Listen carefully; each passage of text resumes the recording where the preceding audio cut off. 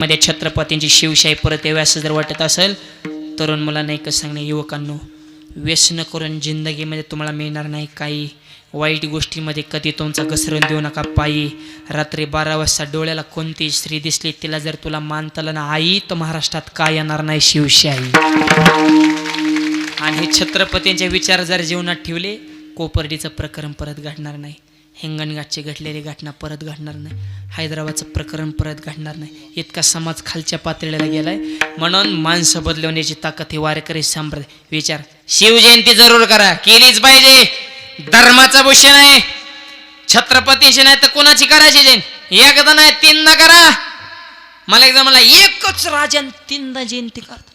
तुमचा राजा 3दा जन्माला आलता का? म्हणलं आमचा रोज येईन, तुला काय अडचण नाही? खरं सांगा ना, आपल्यासारखे सामान्य माणसं रोज येते, त्यांनी येऊन काय दिवा लावला? मग छत्रपती आलेलं काय वाईट आहे? मी तर म्हणतो राजाने रोज यावं.